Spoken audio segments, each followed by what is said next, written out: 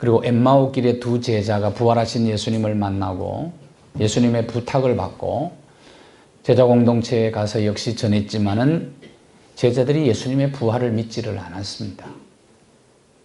그도 그럴 것이 한 번도 부활을 본 적이 없기 때문에 그렇죠. 예수님이 직접 찾아가세요. 제자들이 식사하고 있는데 직접 찾아가셔서 그들의 믿음 없음과 마음의 완악함을 꾸짖으시면서 예수님이 말씀을 주십니다. 너희는 만민에게 복음을 전하라. 믿는 자는 구원받을 것이고 믿지 않는 자는 정죄를 받으리라. 제자들은 믿음이 없었는데 세계 복음화의 과업을 제자들에게 맡기는 예수님의 믿음이 대단해요. 그러면서 오늘 주신 말씀이 오늘 본문의 내용입니다. 권능을 주시겠다는 거예요. 예수님께서 제자들을 세우시고 이미 권세를 주신 적이 있습니다. 마태복음 10장 1절에 보시면 12제자를 부르셨을 때 제자들에게 귀신을 쫓아내고 모든 병과 모든 약한 것을 고치는 권능을 제자들에게 주시고 세상에 보내셨습니다. 성령님이 내주하시는 심령에는 예수 그리스도의 권세가 있습니다. 참으로 놀라운 일입니다. 예수님의 권세는 신적 능력인데 우리 속에 내 안에 신적 능력이 있다는 것은 놀라운 일 아닙니까? 내 안에 예수 그리스도의 권세가 있다. 여러분 믿으십니까? 네. 이건 놀라운 일입니다. 우리 안에 계시는 성령님은 살리는 생각을 주고 악한 영 귀신은 죽이는 생각을 줍니다. 넣어줍니다. 여러분에게 묻습니다. 귀신의 존재를 인정합니까? 귀신이 있다고 믿으십니까? 교회 다니는 사람 중에서도 귀신 안 믿는 사람이 굉장히 많더라고요. 왜 그러냐 그랬더니 하나님을 믿는 믿음이 너무 커가지고. 근데 그건 좋은데 몰라서 그래요. 귀신을 인정하지 않기 때문에 귀신이 마음껏 활동한다는 것 아십니까? 오늘날 과학시대에 무슨 귀신 얘기를 하느냐. 귀신은 성령님이 실제 하는 영이신 것처럼 귀신도 실제로 존재하면서 일을 하고 있어요. 그러면서 계속 인간들의 생각을 교묘하게 이용을 하고 있는 것입니다. 자, 보세요. 힘들고 어려운 것은 예수 믿는 사람이나 안 믿는 사람이나 똑같아요. 인생은 어려움 연속입니다. 고통의 연속이 어쩔 수가 없습니다. 왜냐하면 죄인들이 함께 살고 있기 때문에 그래요. 그러니까 죄인인 인간이 가장 큰 문제입니다. 피조물 가운데. 코로나 바이러스도 인간 때문에 생긴 거예요. 사람 때문에. 그러니까 인간의 욕심이 가장 큰 문제죠. 인간 고통의 가장 큰 문제인데 그것을 이용을 한단 말이에요. 인간의 욕심과 인간의 생각과 감정을 교묘하게 이용을 해가지고 사람을 무너뜨리는 일을 하는 것입니다. 죽이는 일을 하는 겁니다. 힘들고 어려울 때 우리 성령의 인도를 받는 사람들은 나 참 힘들고 어렵다. 정말 견디기 힘들다. 그렇지만 내 사랑하는 사람들을 위해서 끝까지 참고 견뎌야지. 이게 성령이 주는 생각입니다. 힘들고 어려울 때 이거 돌아버리겠네. 팍 죽어버릴까. 이것은 악한 영이 주는 생각입니다. 반포대교 중간 난간에 누군가가 손글씨로 쓴 책 하나를 걸어 놓았다고 그래요. 그 책에 극단적인 선택을 하려고 하는 자에게 주는 간절한 충고가 들어 있습니다. 뛰어내리기 전에 5분만 생각해 보세요. 내 사랑하는 사람들, 사랑하는 나의 부모님, 내가 뛰어내리면 나중에 부모님이 어떻게 될까? 사랑하는 남편, 사랑하는 아내, 사랑하는 자식들을 생각해 보세요. 라는 글입니다. 꿈과 성공의 다리는 현실과 꿈이 이어진 다리를 건너가는 것이 인생 아니겠습니까? 건너가다가 힘들고 어려워도 사랑하는 사람들을 생각하면서 끝까지 참고 건너가는 사람이 있는가 하면 중간에 힘든 걸 견디지를 못해서 뛰어내리는 사람도 있다는 것을 생각하며 아마 누군가가 그 글을 써놓은 것 같아요.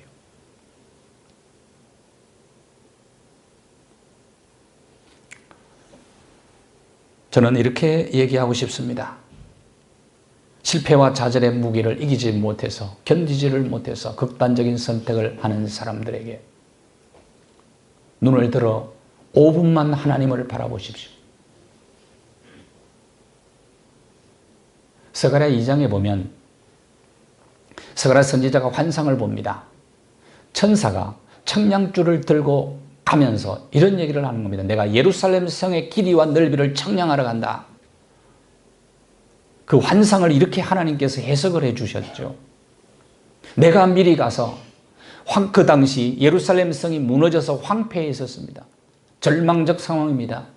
내가 먼저 가서 이 성을 내가 세우리라. 내가 건축하리라. 시리와 좌절에 빠져서 넘어져서 일어나지 못할 때 내 삶을 일으켜 세워주시는 하나님을 5분만 묵상해보라. 5분만. 생각이 달라질 거다.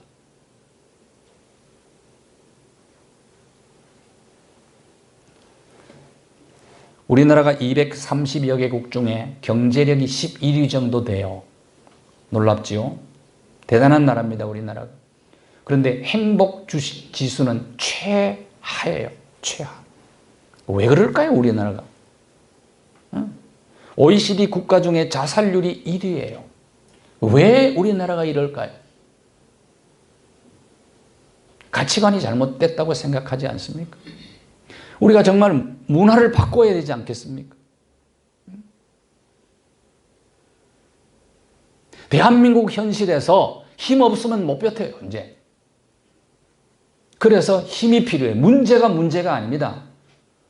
고통스러운 환경이 문제가 아닙니다. 문제를 해결할 수 있는 능력, 환경을 극복할 수 있는 힘이 없어서 문제인 거예요.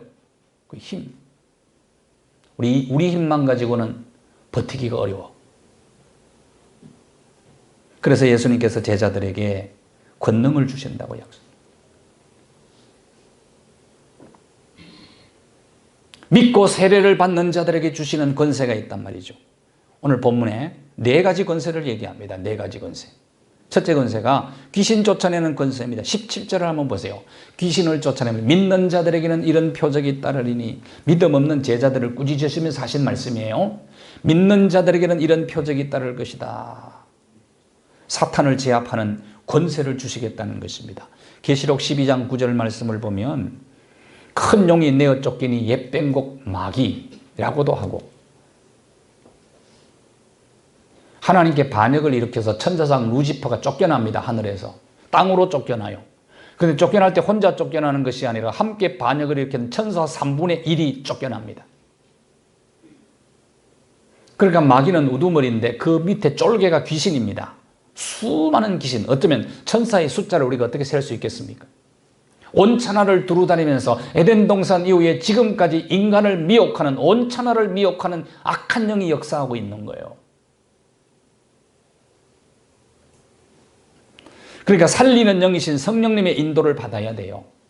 그리고 그분의 명령에 순종하며 따라가면은 조건이 있습니다. 오늘 권세를 주시겠다고 약속하면서 조건이 있어요. 조건이 뭡니까? 온 천하에 다니며 복음 전하라. 명령이에요.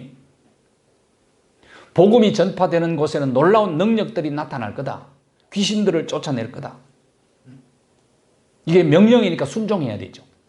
자, 믿고 하나님의 명령에 순종하는 자는 반드시 잘 됩니다. 왜냐하면 선하신 길로, 복된 길로 성령님은 우리를 인도하기 때문에 그래요. 느헤미야 10장 35절에 보면 첫 열매를 드리라는 명령을 해요. 이스라엘 백성들에게 많은 명령이 주어집니다. 만물이죠. 첫 열매. 수많은 명령, 5개 제사가 있고요. 절기들이 있고, 많은 명령. 주의를 거룩하게 지키라, 11조 드려라. 수많은 명령들이 있어요. 그런데 하나님께서 우리가 드릴 만한 믿음이 있을 때 드리라고 한 거지, 무조건 드리라고 하시지 않습니다. 하나님께서 아브라함에게 아들을 바쳐서 제사를 드리라. 이삭을 바쳐서. 아브라함이 드릴 만한 믿음이 있으니까 아브라함에게 명령한 거지. 여러분은 걱정 안 해도 됩니다. 여러분에게 절대로 아들을 드리라고 말씀하지 않을 거예요. 왜? 아무리 그래도 안 드립니다, 여러분은. 못 드립니다. 그런 명령을 안 하세요. 그러니까 하나님의 요구가 나의 믿음이요. 수준이요. 하나님의 명령에 믿고 순종하는 자에게는 이런 능력이 나타나는 조건이 뭐라고요? 복음을 전하라, 만민에게. 전제 조건입니다. 아무에게나 이런 능력이 주어지는 것은 아니라는 거예요. 귀신을 쫓아내는 능력이 복음 전파라는 명령에 순종할 때 나타나는 거다. 어려서부터 교회 학교를 열심히 다니고 봉사하고 신앙생활 잘하던 어떤 자매가 불교 집안에 결혼을 했어요. 독실한 불교 집안이라 시어머니가 며칠씩 절에 가서 기도하고 올 때는 비싼 부적을 한 뭉치 사와.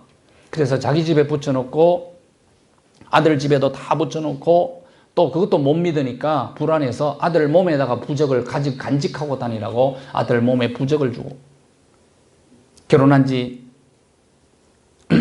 1년 만에 제왕절개 수술로 딸을 낳는데 이름을 지혜라고 지었는데, 얘가 갑자기 호흡곤란이 일어나서 병원에 갔더니 위독하다. 호흡하기가 왜 힘드냐 그랬더니 이게 폐가 굳어가는 병이라.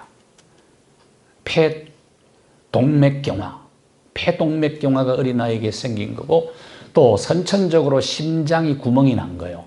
이런 병이. 그래서 의사가 가망이 없다 그래서 인큐베이터 속에 넣었어요. 그러니까 이 아이는 죽는 거라. 가만히 아이가 인큐베이터에 있는 아이를 바라보면서 이 자매가 생각한 거예요. 내가 하나님, 그래서 기도했어요. 울부짖으면서, 하나님, 내가 처녀 때 결혼하기 전에 열심히 신앙생활하고 하나님 앞에 기도했는데 불교 집안에 오면서부터 하나님도 안 믿고 기도도 안 하고 그렇게 되었습니다. 죄송합니다. 그런데 제발 좀 하나님 부탁합니다. 내 딸을 살려달라고. 내 딸을 살려주세요. 그러니까 급하니까 안 믿는 남편, 부적 몸에 지니고 다니는 남편 붙잡고 메어 달린 거예요. 내 딸을 살리려면 같이 교회에 나가야 된다고. 기도해야 된다고. 그래서 새벽 기도 나가기 시작을 했어요. 그리고 금식 기도도 같이 했어요. 근데 어느 날 새벽에 기도하다가 잠깐 잠이 들었는데 아주 무서운 환상을 보게 됩니다. 자기 집에 붙어있던 부적 한 부분에서 소복 입은 사람이 갑자기 튀어나오더니 자기 목을 졸라서 죽이겠다는 거예요. 그때 그래도 어릴 때 신앙생활한 기억이 나가지고 그 소복 입은 사람을 보고 소리를 쳤다는 거예요. 나사렛 예수 그리스도의 이름으로 명령하노니 귀신아 떠나가거라 하고 명령을 했더니 벌렁 넘어지더니 거품을 물고 이렇게 노려보더니 떠나가 버리더래. 근데 이상하게 그런 일이 있은 이후부터 인큐베이터에 있는 아이가 살아나기 시작한 거예요. 그래서 회복되더라. 원리가 그렇습니다. 아무리 깜깜한 방도 전기 스위치만 올리면 빛 앞에 어둠은 순간적으로 사라집니다. 순간적으로. 마찬가지예요. 악한 영의 역사는 예수 그리스도의 권세 앞에 순간적으로 떠나가는 거예요.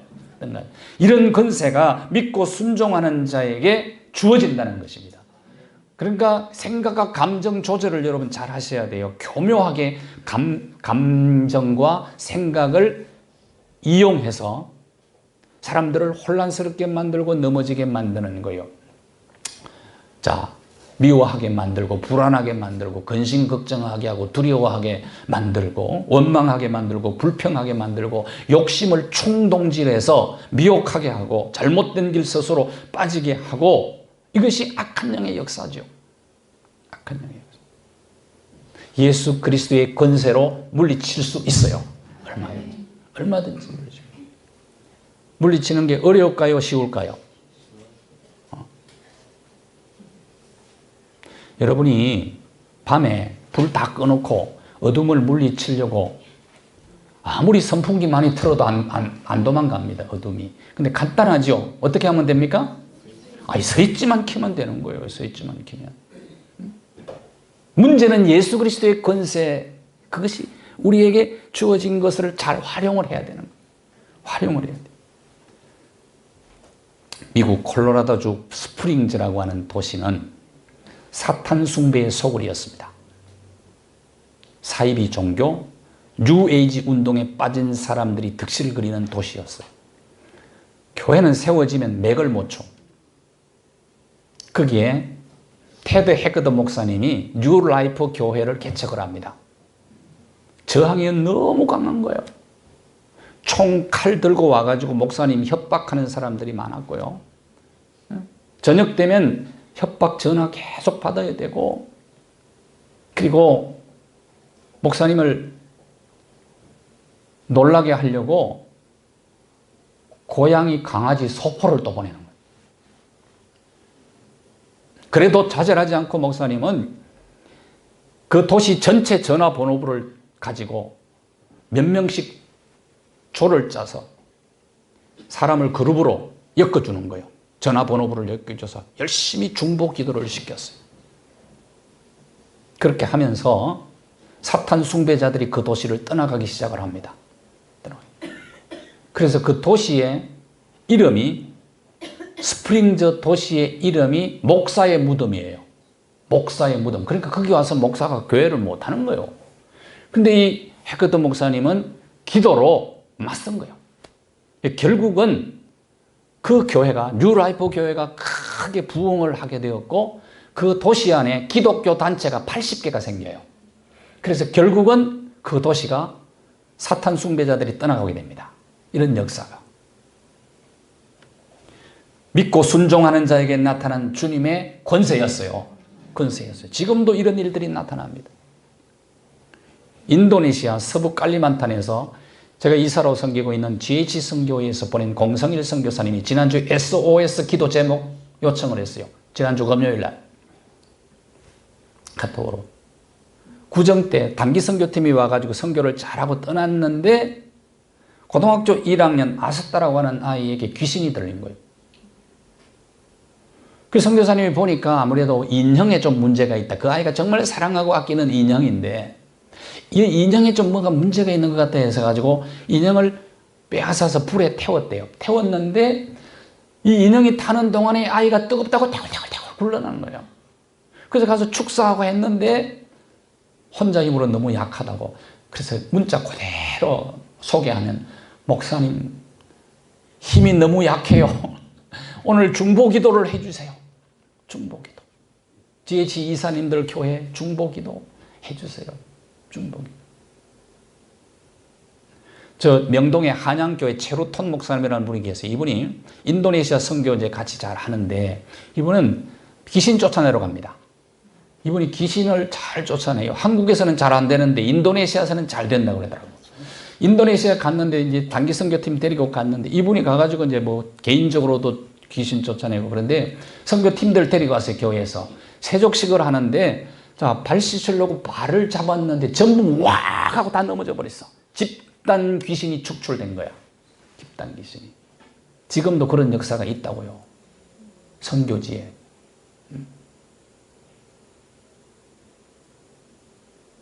귀신이 어디 있어? 귀신 신나라 까먹는 소리 하지만 그러면은 속아요. 그래서 속인다니까요. 귀신은 속이는 존재예요. 오늘도. 제가 언제 간증했잖아요. 저희 집에서 3사람 귀신이 고침받았어요. 이걸 봐야 돼, 눈으로. 복음 전파의 현장이 오늘도 나타난다 그 말이에요. 그러나 무수할 필요가 조금도 없어요. 두 번째 권세가 17절 한번 보세요. 새 방언을 말하며, 이게 말의 권세거든요. 말의. 방언은 말의 권세. 복음 전파를 효과적으로 전달하기 위해서 사용되는 도구가 방언입니다. 무슨 방언이냐? 이것은 외국어 방언이에요. 외국어 방언. 자, 보세요. 방언은 2 종류의 방언이 있습니다. 개인의 경건 생활을 도와주는 도구로서의 방언은 천상의 방언이라고 그래요. 그게 어디냐? 고린도전서 12장에 나오는 방언입니다. 고린도전서 12장에 은사로서의 방언이 있어요. 그 방언은, 자, 고린도전서 12장으로 넘어가세요. 있나요? 고린도전서 12장. 각종 방언 말함을, 이렇게 되어 있죠? 이 방언은 천상의 방언을 얘기합니다.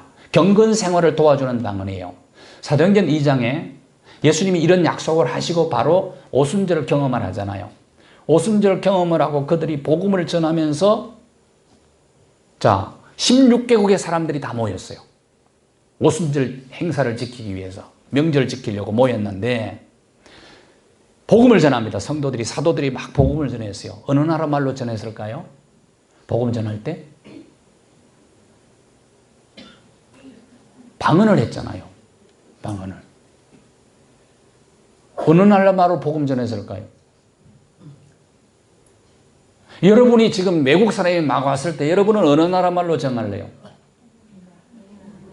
우리나라 말로 해야지. 그때 우리나라 말로. 몇 개국어를 하는 사람들은 해도 되지만 그때 예수님 당시 때는 무슨 몇 개국어를 했겠어 그 사람들이. 그러니까 라람으로 이렇게 전한 거예요 복음을. 근데 희한하게 16개국 사람들이 다 알아들어요.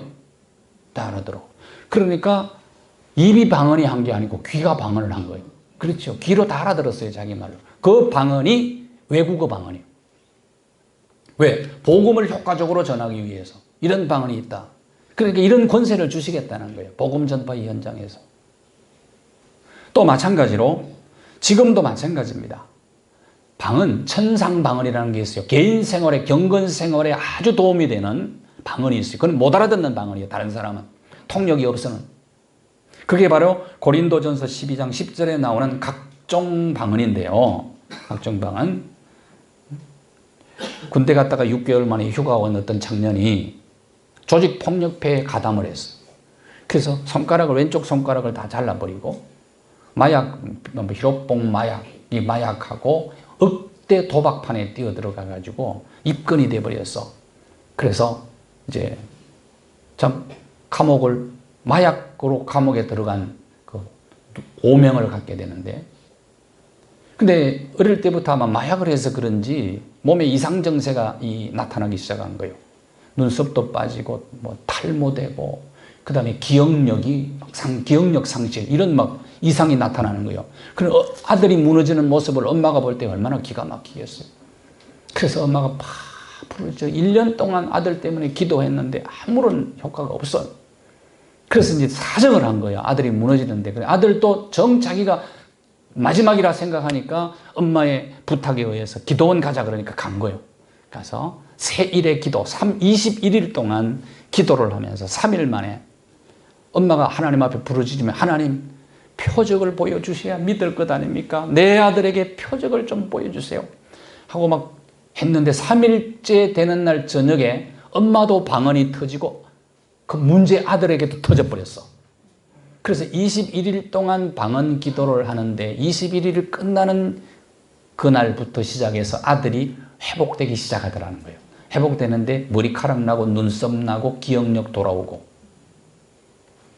그러니까 오늘도 이런 일이 일어나고 있다는 거예요. 이런 일이.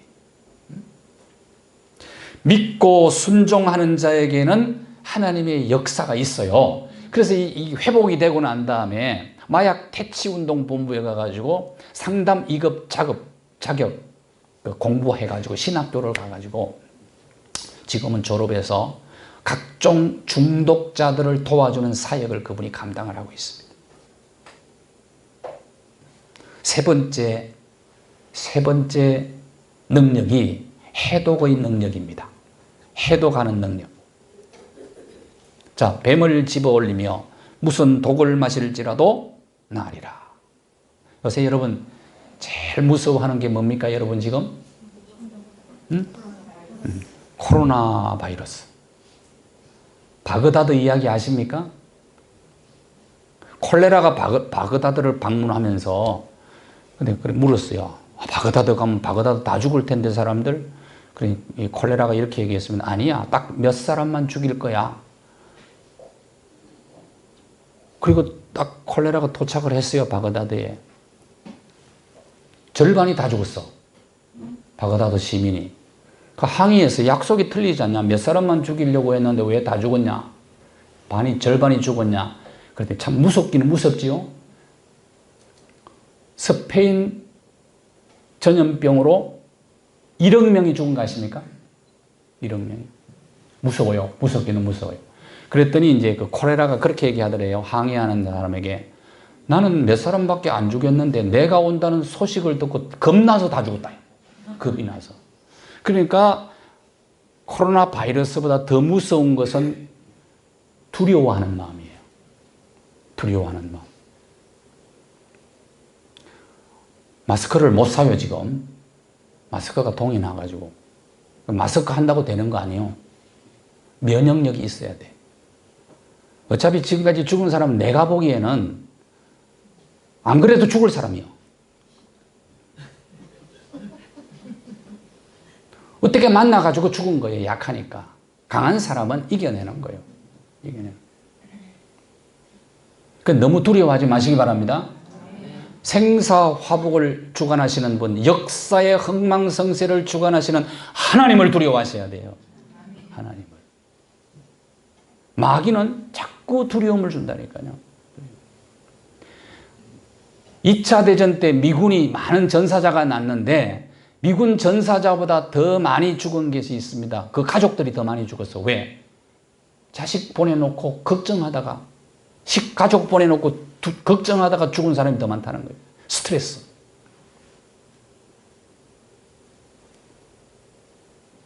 근데 독을 마실지라도 해를 받지 아니하며 실제적으로 성경에 이와 같은 예가 있습니다. 사도 바울이 그 풍랑 이기고 멜리데셈에 도착했을 때 28장 3절부터 5절까지 보시면 바울이 멜리데셈에 도착했을 때 숯불을 켜놓고 이제 추웠으니까 불을 피웠어요. 그런데 바울이 한 묶음 나무를 들어서 넣는데 그 독사가 올라와서 손을 물어버렸어요. 손에 매달려 있어 달렁달렁 독사가 이제 매달려 있으니까 그 원주민들이 그렇게 얘기하는 거예요. 아, 이 사람은 풍랑에서는 건짐을 받았는데 아무래도 살인자인가 보다. 의가 이 사람을 살리지를 않는구나. 이 사람은 큰 죄를 지었구나. 그렇게 하고 있는데 바울이 그 소리 듣고 딱 틀어보니까 뱀이 떨어져 나갔어. 그런데 독사에게 물렸는데도 어떤 일이 있었다고요? 5절에 마지막에 조금도 상함이 없더라. 독사에게 물렸는데도 왜 상하지 않았을까? 역사 속에도 있습니다. 교회 사가로 유명한 유세비우스라는 사람이 교회사 3권 39페이지에 이런 기록을 하고 있어요. 유스투스 바르사바스라가 독을 마셨으나 주의 은혜로 아무 해도 입지 않았더라. 믿고 복음 전파라는 명령에 순종하는 현장에서는 이런 일들이 역사 속에도 있어요. 인도의 성자 썬다싱에 대한 얘기를 제가 한 적이 있는데요. 아주 높은 계급의 집안이고 부자였어요. 근데 예수 믿는다고 아버지가 아들을 집에 내쫓았어. 근데 아들을 죽으라고 아예 아버지가 도시락을 싸주면서 독을 집어넣었어. 그런데 그 도시락을 먹었어요. 죽었을까요? 안 죽었을까요? 죽었으면 얘기를 안 하죠.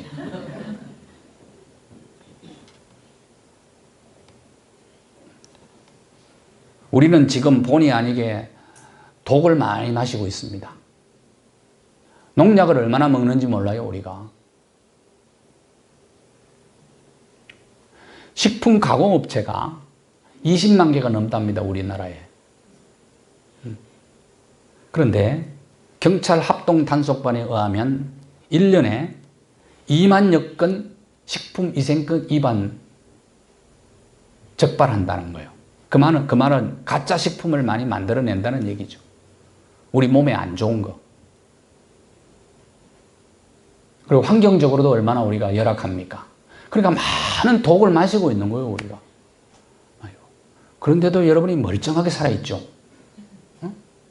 근데 놀라운 건 우리 몸에 면역력이 그만큼 해독 능력이 있다는 거예요, 우리 몸 안에.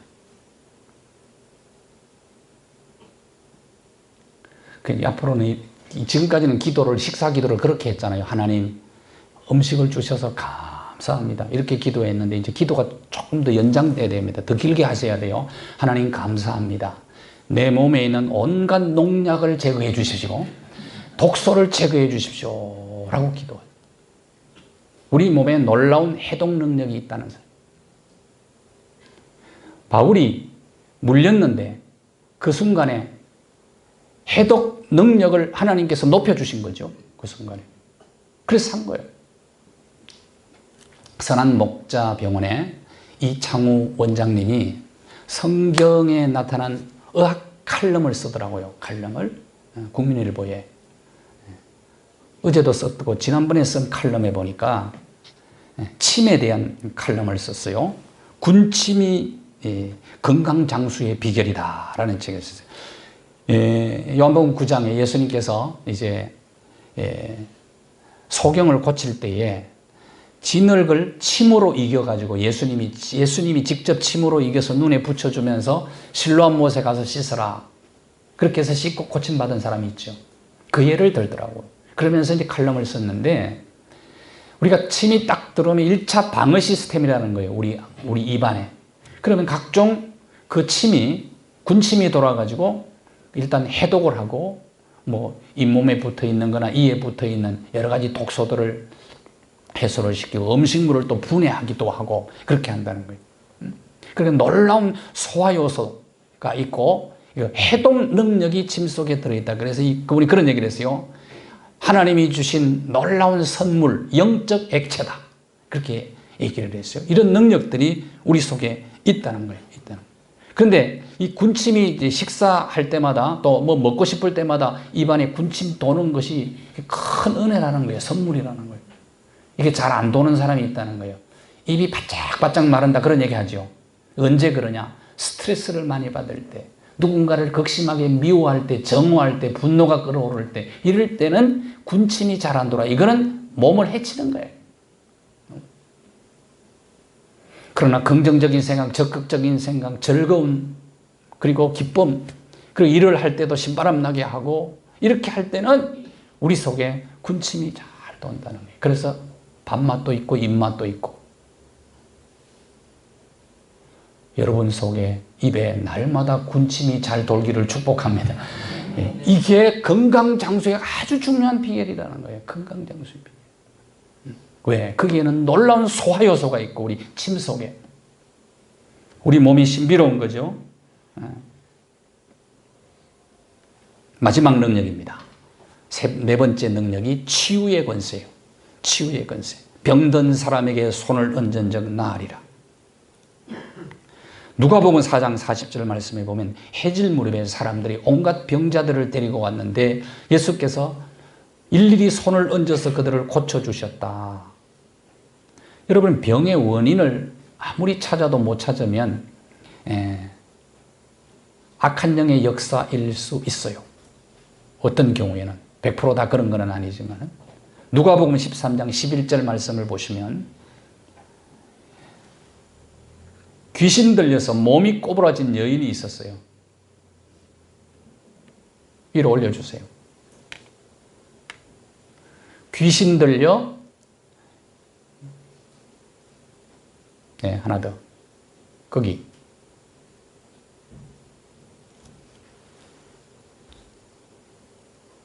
그러니까 18년 동안 귀신 때문에 몸이 완전히 꼬부라지 펴지 못하는 한 여자가 예수님에게 고침을 받는 것입니다. 그러니까 이 여인은 귀신 때문에 생긴 병이죠.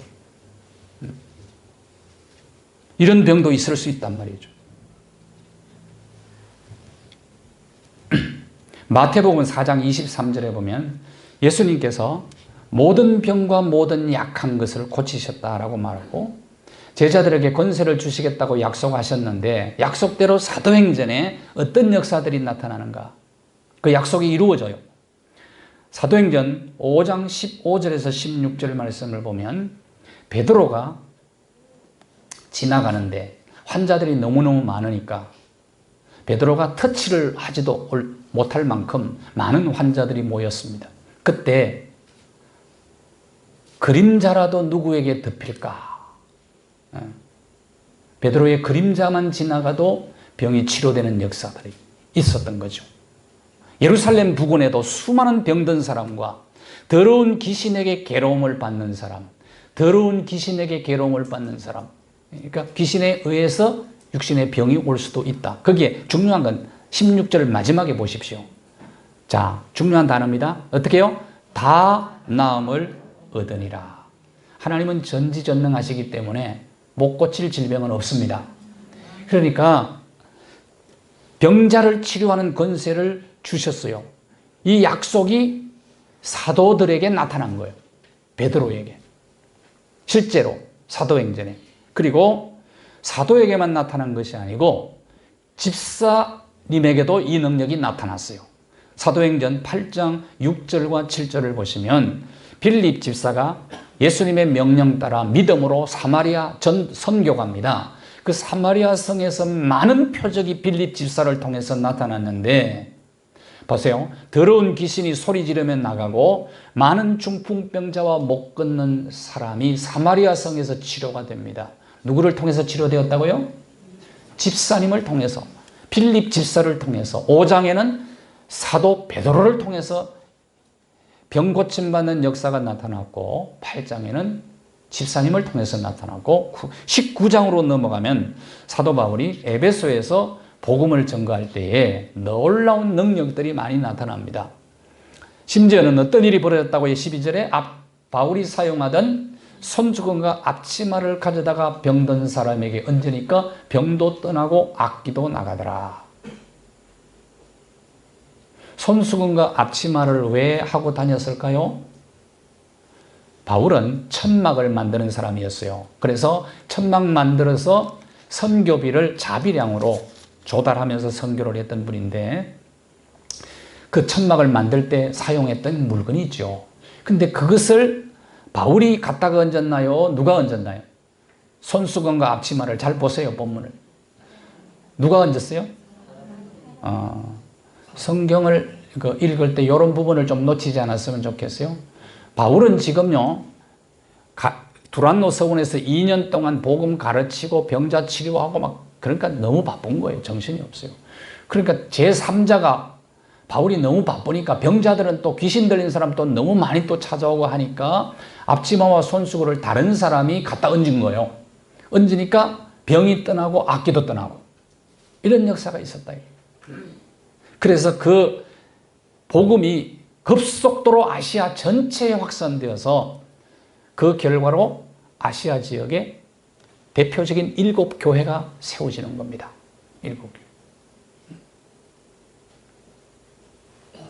영국의 작가 조지 쿨만이 성경 한 군데 더 소개할까요? 고린도서 4장 20절 하나님의 나라는 말에 있지 않고 능력에 있고 야고보 5장 15절 16절 보면은 믿음의 기도는 병든 자를 구원하리니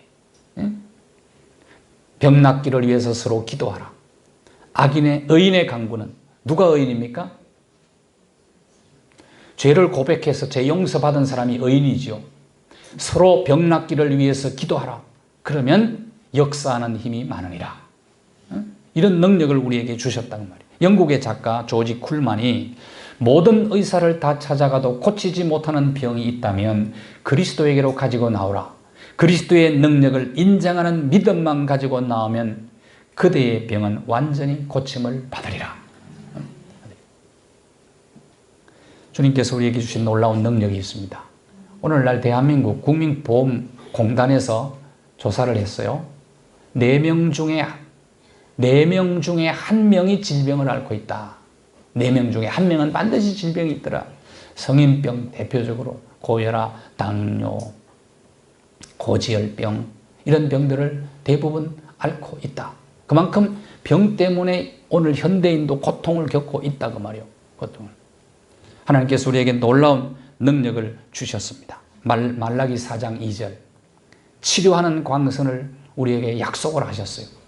그 권세를 주의 명령 따라 복음 전파하는 데 여러분이 사용함으로 여러분의 삶의 현장에서도 또 여러분 자신도 하나님의 임재의 능력을 경험하시고 승리하시기를 주님의 이름으로 축원합니다.